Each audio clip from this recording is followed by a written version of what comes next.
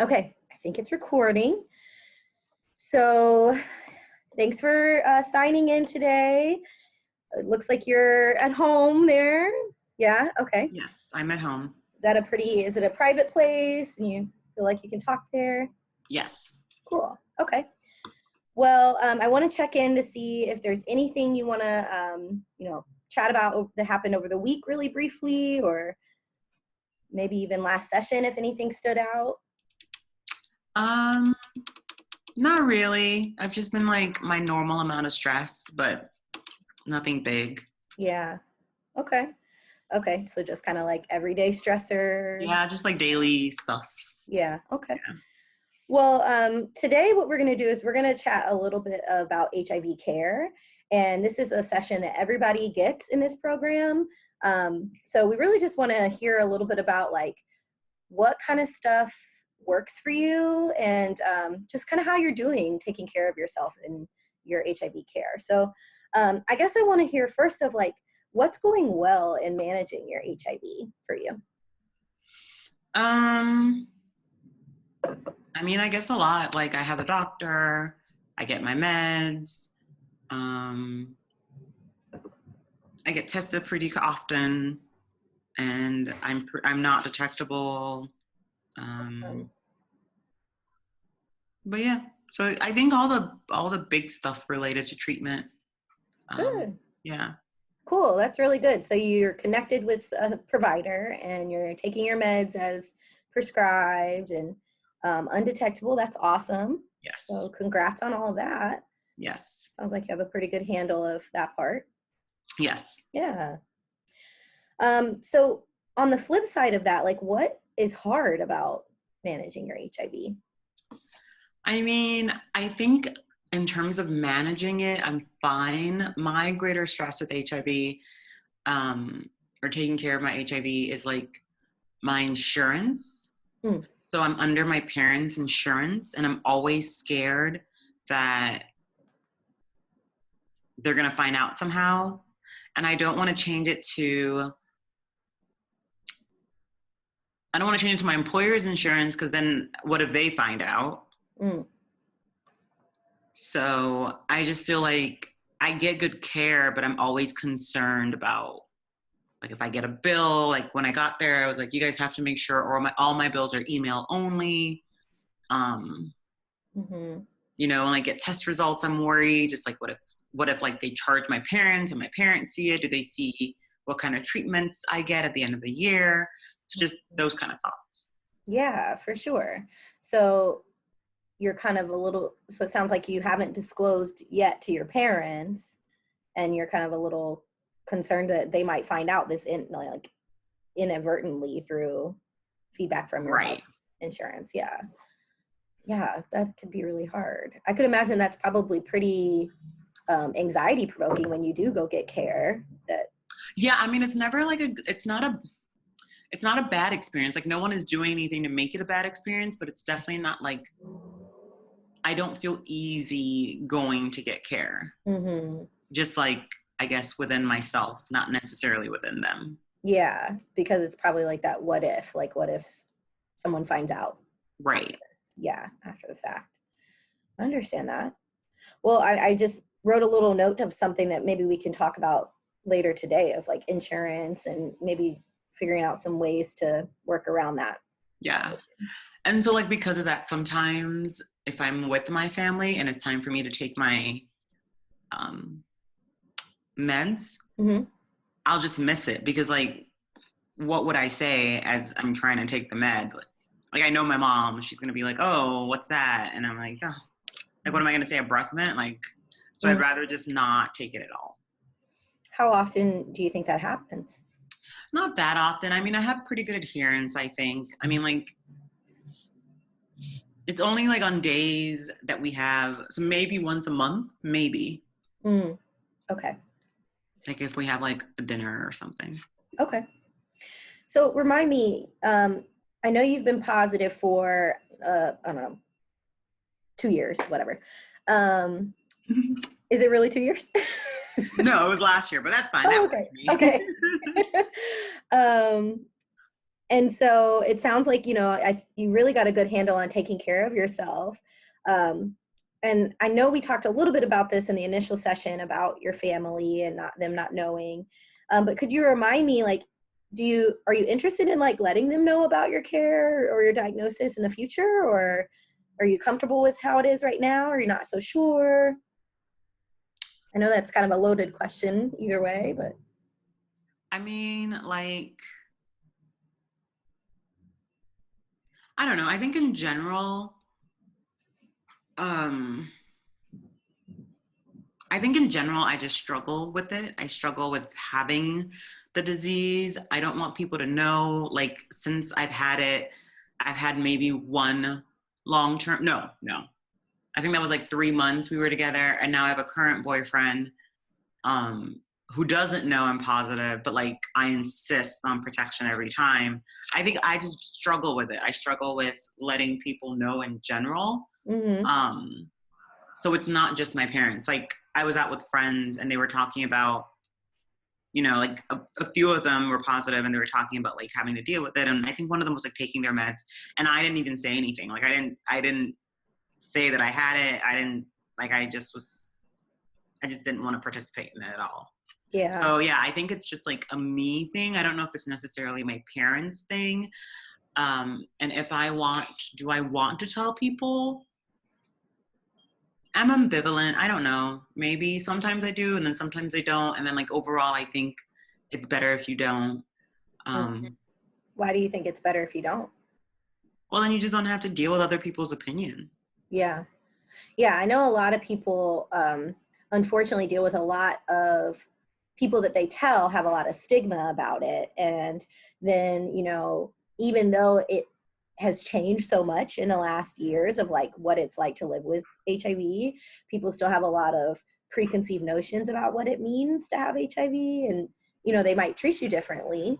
You know, that happens to a lot of people. So I could totally understand being kind of fearful or concerned about that happening,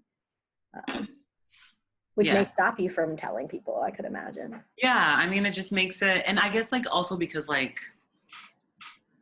sometimes I feel like, not sometimes, I feel like I don't need to tell anyone just because I do get treatment. Like I do, although I get like very anxious about having to go to the hospital to get treatment, Mm-hmm. but like at the same time, it's our family PCP. He knows me. It's not gonna like, I know they're gonna try their best to keep it, you know, as confidential as possible while also providing me with good care. So I'm just like, what's the point? What do I gain by telling people? I see. Yeah. Okay. Well, I'm writing that down too, because I think that's a big thing that we should definitely touch back on. But before we get to those, I want to spend a little bit more time. I want to go over, I don't know if you remember, we did a HIV knowledge kind of questionnaire. You did it with your interview with Dominique. It was, let's see, 15 questions all about HIV. And you did it when you first met with her a while back. And I have your answers here. So I was curious if you wanted to know how you did on it. Yeah. Yeah? Okay, cool. Yeah. So, spoiler alert, you did really good. You got most of them right, which is good. Yeah.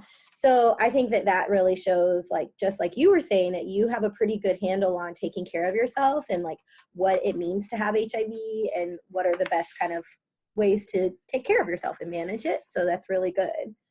You only missed, I don't know how many you should have missed to get into this. 2. So the one that you did miss that I wanted to read to you is that, sorry, I'm trying to pick one that makes sense for what we're doing here. Well, when HIV medications work well, the HIV viral load increases. Wait, that one doesn't make sense, I guess, for you. Let me pick one more. Oh, here we go. This one is one you missed. Treatments are available to reduce HIV medication side effects. And for that one, you put, I don't know. So I was curious, like, what you were thinking about with that one. Oh, I guess, like, I just don't know. Like, I know people say like some of my friends say that like cannabis helps, but I mean, I also haven't had that many side effects, but yeah, I don't know. And even the thing is, honestly, if I had a side effect, I don't even know if I would go tell the doctor. I would just like deal with it. So that is, why wouldn't you tell the doctor? I don't know, because then I have to like go back and then we're starting this process all over again of me not wanting to really talk about it and him wanting to talk about it. And then I have to get there. Yeah. But yeah, I don't know. I don't know if there are medications to help with the side effects. Yeah. Yeah, I can understand that of like not wanting to like put another appointment on your schedule to go get that taken care of. And I'm happy to hear that you don't necessarily have very many side effects, which is good. But I do want you to know that there are medications that can help with the side effects. You know, the medicine, I'm not sure exactly what kind you're taking, but a lot of the medicines do have side effects. Some of them don't. But if you were ever to notice any, you can definitely go to the doctor, and your doctor might be able to do that in your regular appointment too, where you would just, talk about your updates on how you're doing with your current meds and talk about the side effects at the same time. What are some of the side effects? I think it really depends on the medication. I mean, a lot of people complain a little bit about changes in appetite or energy. Some people have told me that, sometimes they might feel nauseous, especially when changing to a different medication. Long term, if you want to take that medication, you might keep track of like how you feel and about your body and the way your body is changing or looking. And so there might be some medicine to help with that. So there's all kinds of things that could happen, just like as we get older too, but like also could be a side effect of medication. So, maybe just, we can talk more about mentioning it if you want to, but if not, then that's cool too. I mean, I guess like if I feel anything, or I guess I can bring it up to the PCP when I see him, because I do have to see him anyway. So I could always bring it up and tell him, like I don't have any side effects, but maybe we should keep that on the radar to like check for. For sure, yeah, and you can do that in your same appointment, which is good. Yeah. And then the last one you got wrong is 7. Recreational drugs like ecstasy can affect one's ability to take HIV medication as prescribed. And that one you said, again, you weren't sure. So what were you thinking for that one? I mean, that just doesn't make sense. Why would a drug prevent you from taking, like, how does it prevent you from taking your meds? Like, it doesn't make sense to me.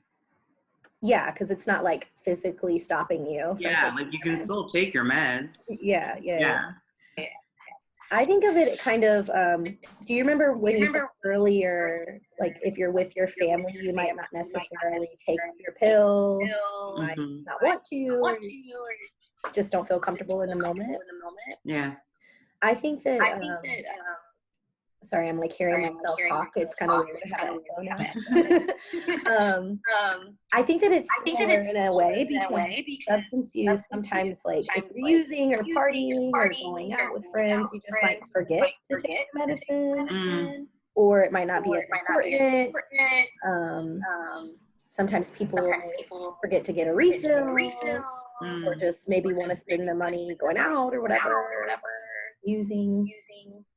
So it doesn't like, it's not like what causes you to not take the meds, but it's more like, what are some things that could like impede on your wanting to take the meds? Yeah. And I think thinking about the side effects question that we just talked about too, if you could imagine maybe you're having negative side effects of the medicine, and then you combo that with like some kind of drug use, that could cause even more side effects, right? So that might be another reason why you don't want to take the meds as well. Right. So there's all kinds of reasons that it could get in the way. Yeah. Right. Yeah. But overall, you did really good. Those were just the 2. So congrats. That's really awesome that you know a lot about HIV. And I'm curious, like, where you learned about it and like, how'd you become so knowledgeable in it? I don't know if I would say I'm knowledgeable. I just like, once I was positive and, you know, like it was a surprise and, you know, it was a hookup that kind of, in my opinion, went wrong. And, and I was told I had it. I just felt like I had to try and get as much information as possible because I just didn't know where else I could get the information, if not from myself. So like, you know, I read as much about it as I could. The doctor gave me some information. I read about that. I knew I'd be taking these meds all the time. So like I needed to know what they were and how they would affect my body. So yeah, I just, you know, I just felt like I had to learn as much as I could, as quickly as I could. Yeah. Yeah. Well, it sounds like you did a really good job at learning a lot about it. So that's good. Yeah. Yeah. Okay. So why don't we get back to those two things that we talked about earlier that are, you know, some of the more difficult things about taking care of yourself. And I know the first thing was insurance. And so you had kind of mentioned a little bit that like you're on your parents' insurance, you thought about getting insurance through work. Have there been other kind of insurance-y kind of things that you're thinking about, or like where you might get it? Or No, I mean, like a part of me, like I've thought about getting my own insurance, but then I'm just like, it's not going to be as good as my parents' insurance. yeah, that's true. And I just don't know if my primary care doctor that I go to now will take my kind of insurance, because I would probably have to get like public insurance or get insurance through my employer, and their network is different from the network that I go to now. Okay. So it just seemed like a bit of a logistical hassle, and then also just my quality of care. I just don't know if if it would be as good. I know it will not be as good of insurance as I have now, but you know, having bad insurance doesn't necessarily mean you'll get bad treatment. It's just I'm comfortable where I am. Do you think that like overcoming that barrier of concern that your parents would see somehow your medical care, like when you weigh that to like going to a new clinic, how do those two weigh out to you of like which would be better or different? I mean, the thing is like, so they're both fears, but thus far, my parents have not found out. And the thing is, if they did find out, and worst case scenario, they like kick me off their insurance or they kick me out or whatever they do, then I can start the process of getting my own insurance, because now I have to. I just feel like I don't want to jump ship yet, just because I'm not sure if the ship is sinking. Like there's a fear, but there's no iceberg. So there's no nothing bad has happened yet. So it sounds like you'd really want to stay there, but there's still that kind of concern that maybe they'd find out in some way. Right. But it's not so strong that you want to try to find a new insurance provider. Right. Right. Okay. So how would things change for you if you got some more information or felt a little bit more secure about like how your medical information is kept private from your insurance company? That would help. I don't know if it would like make all the fears go away, but it would help. Like if somehow, you know, if they accidentally shared my info. But the thing is, like, I read online that if you're under someone's insurance, they can for sure see when you're going to the doctor. And that sometimes when they send the bill home, it'll say what kind of like checkup it was. Okay. So it may not say like the specific labs. Right. but it would let them know that I'm being seen and what, I'm being seen for. So I don't know. I mean, I guess the only way they would really know exactly what I'm being tested for is if, like, for some reason the insurance didn't cover a bill and the bill came home. Right. And remind me, do you live at your home, or do you live? No. No. Okay. So I don't know specifically around you. No, I do live at home. I Okay. am back at home. Okay. Okay. It's me and my 2 younger siblings. I want to move out. Okay. But I just don't think I can afford it. Okay. So, I don't know specifically for your insurance. I think that maybe we could put this as something to think about. But I know for other insurances, like for example, I know for mine, there's ways to get like your specific information to a different location, right?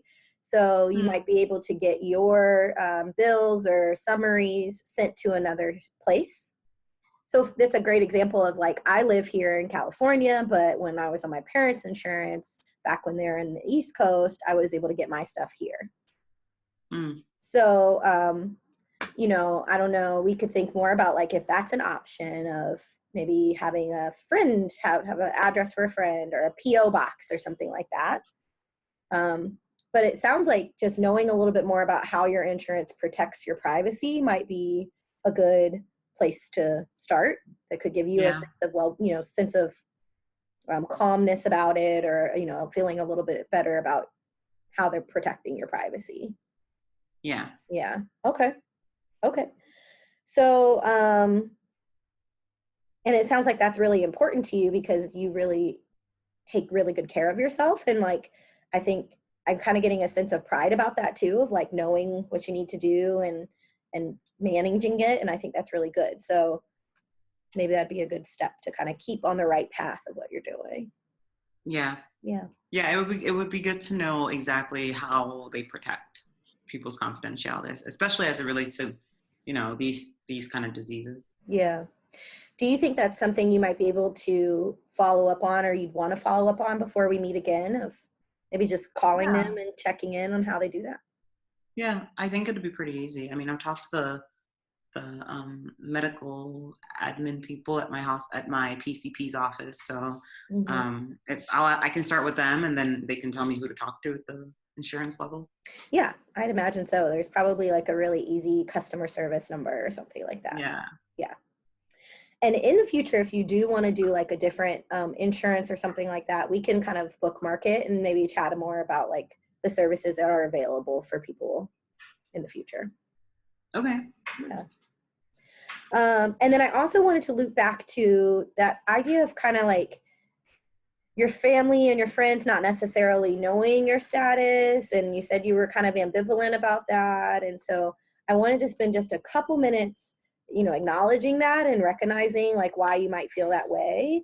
And just hearing a little bit more about like what the ambivalence is about, or like why you think you should, why you think you shouldn't, like how you're feeling. I